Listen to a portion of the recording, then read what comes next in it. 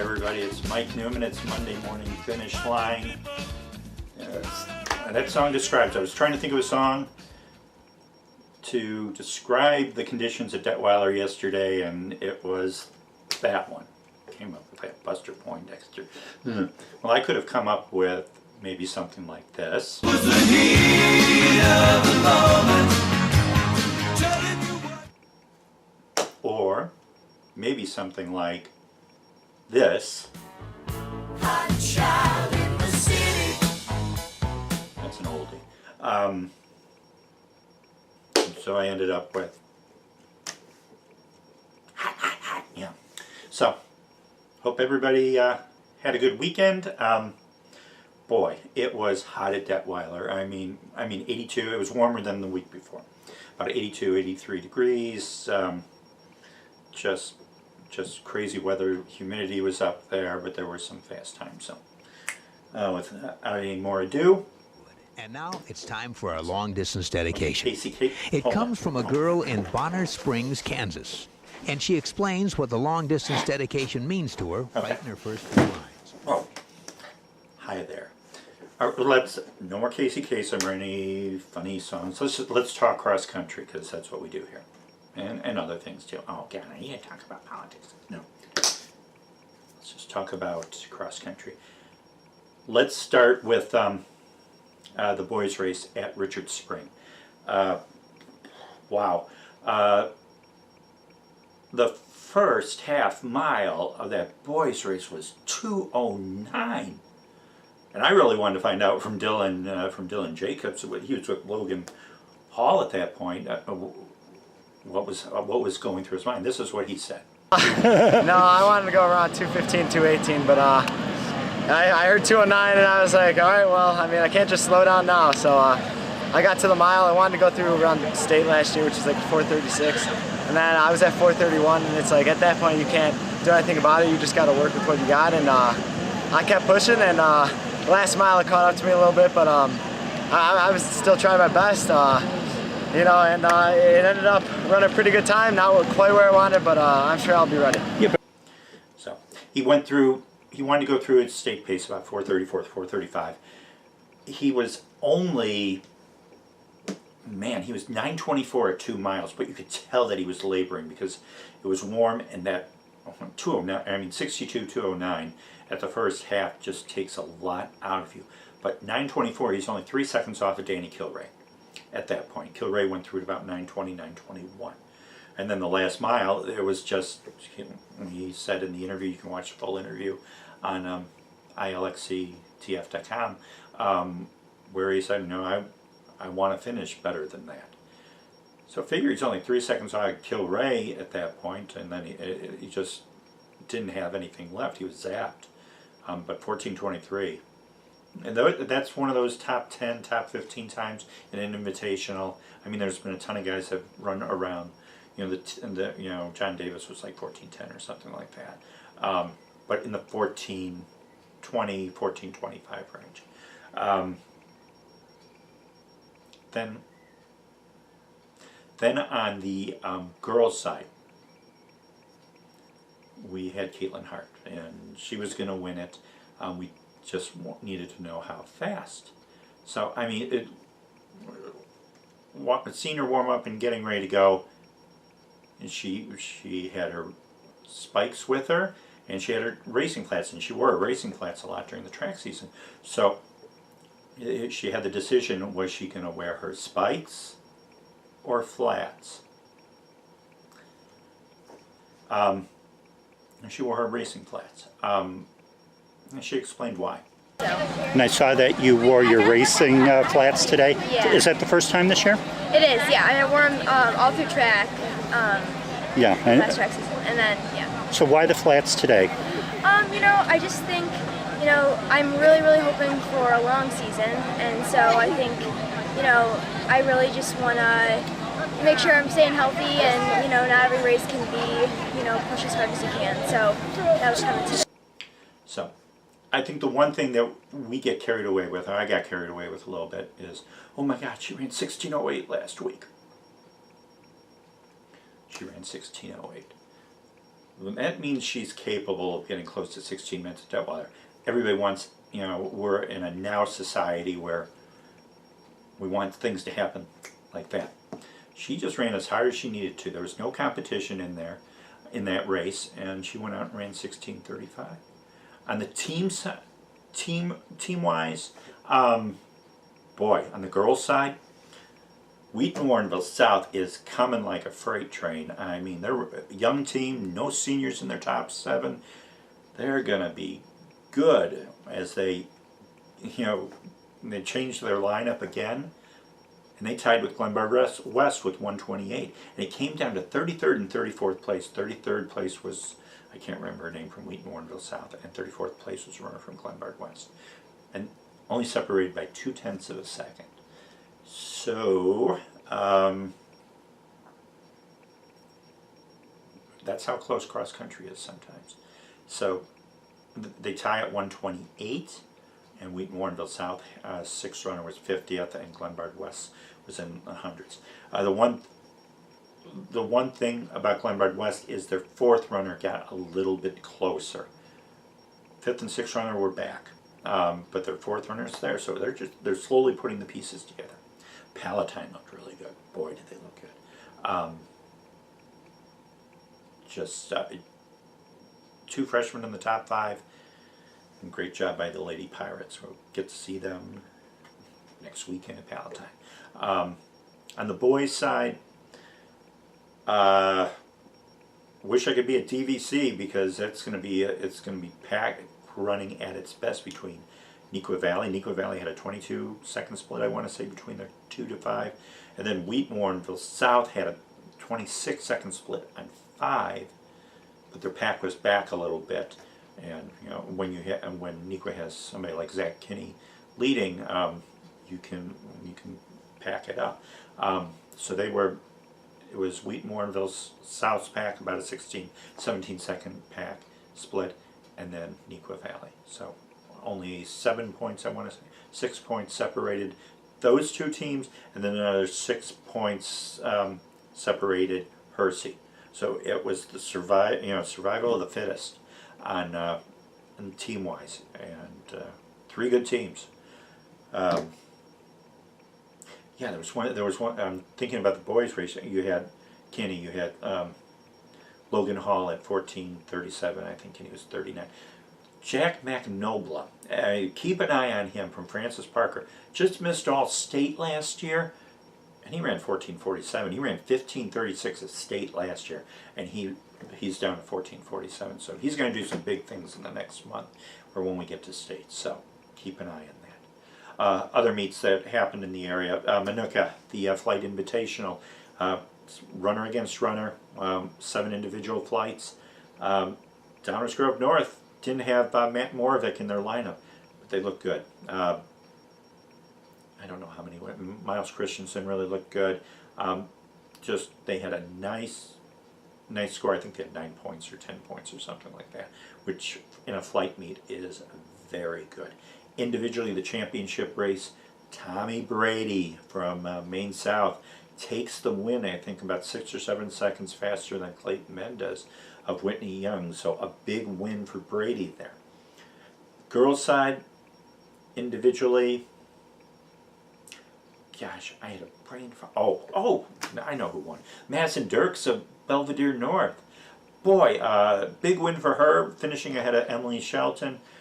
Dirks is the 2A favorite. We haven't seen Grace McLaughlin out on a course yet this year, so you got to put your money on Madison Dirks right now, the sophomore from Belvedere North. Team-wise, Yorkville tuning up for Roy Griak this weekend in Minnesota, this coming weekend. They were the winners, and Yorkville, you know, we forget about how good they are. If they get Nicole Grier a little bit closer to their first 4 runners, they're tough to beat. They're really tough to beat. Where else? Dunlop didn't have one of the runners, Aya Aldeda. I hope I pronounced it correctly. She was under the weather. She didn't run, and Dunlop still won. Franny Vervilli was ahead of Campbell Peterson by 8 seconds. What else? Close race at Tuscola on the girls' side. Jordan Harmon, #1 Tolono Unity in 1A. She 3-4 second win over Ariel Summit. So close race there. What else? What else happened? Mundelein looked good. Tuning up at Warren. Easy winner there. They're at Palatine this weekend. We'll talk about that in a little bit. So that's a few of the things that were going on. We'll have a recap on Monday or today. I forget. Oh, geez, it's been a long week. We will have an update of what happened this weekend of some of the meets, and we'll get you ready for the week ahead and what's going to happen and everything else. A few other nuggets that I want to touch on. Friday afternoon, the sectional assignments came out. So my view, 3A, wasn't really surprised with anything. It was pretty good. I don't think there's anything coaches can complain about. Hinsdale Central is tough, very tough on the boys' side especially. 2A, wow. I thought in my head that we were going to see Muhammad Seymour go down to Decatur MacArthur because the two Urbana schools were down there already.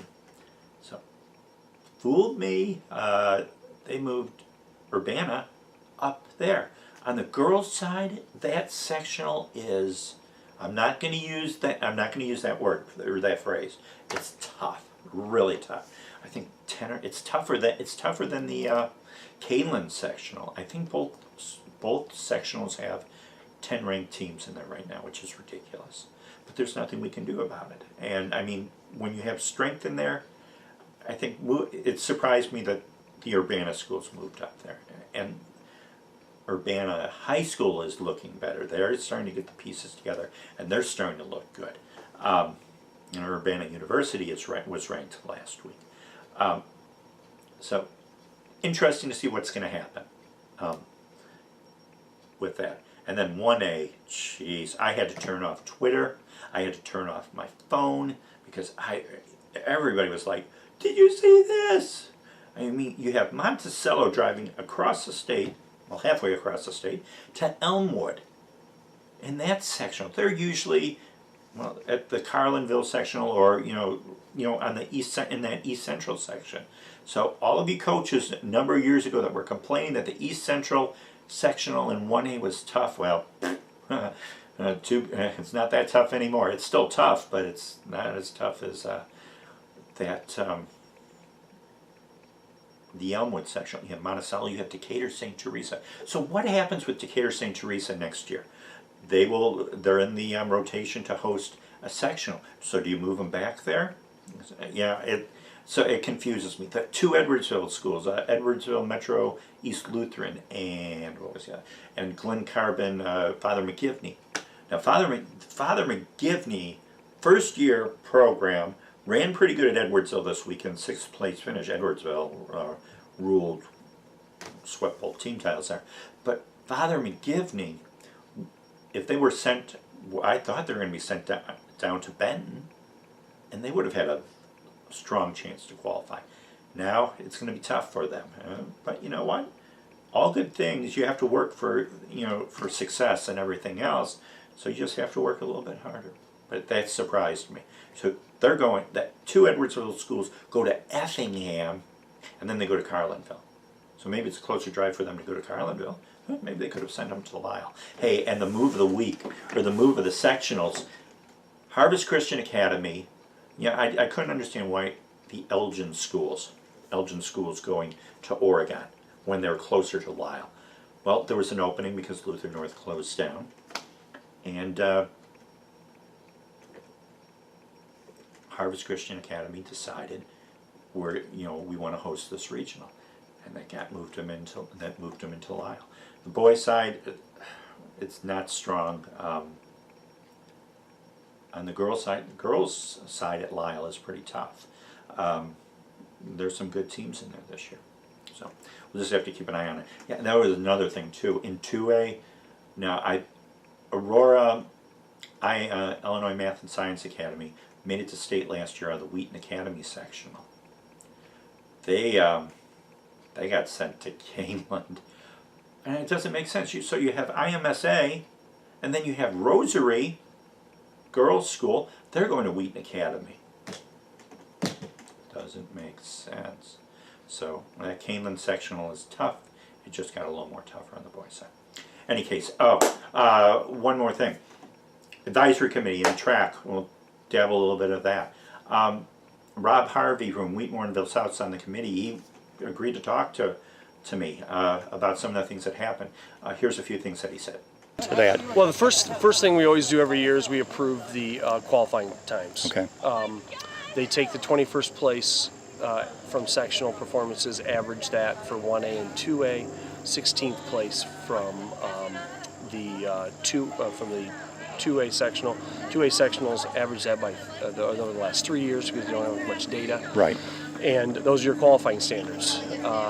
There is a little bit of leeway. Some of them have to be manipulated because of anomalies. Those are mostly in the AA, and I think those were noted in the Right. minutes.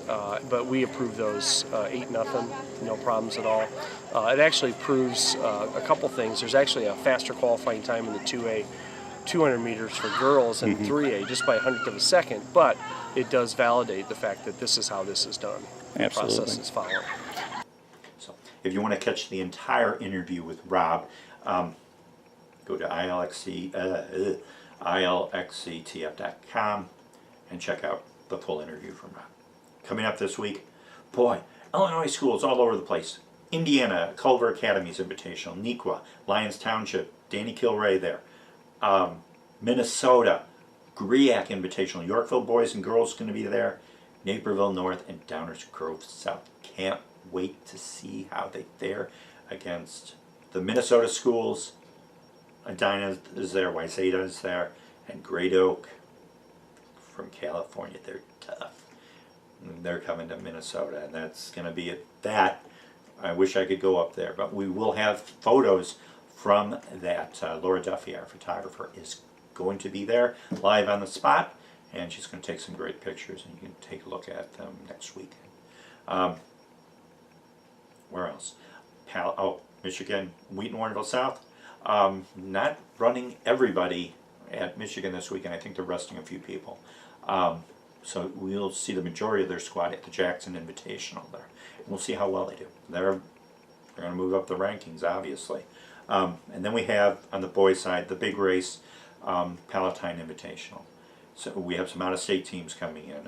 Assumption didn't look that bad at Trinity Valkyrie. St. Xavier, also from Louisville, was third. I think once you combine the scores, Carmel, and then St. X in Cincinnati, and then St. X in Cincinnati and St. Xavier in Louisville had the same score, but St. Xavier is tough.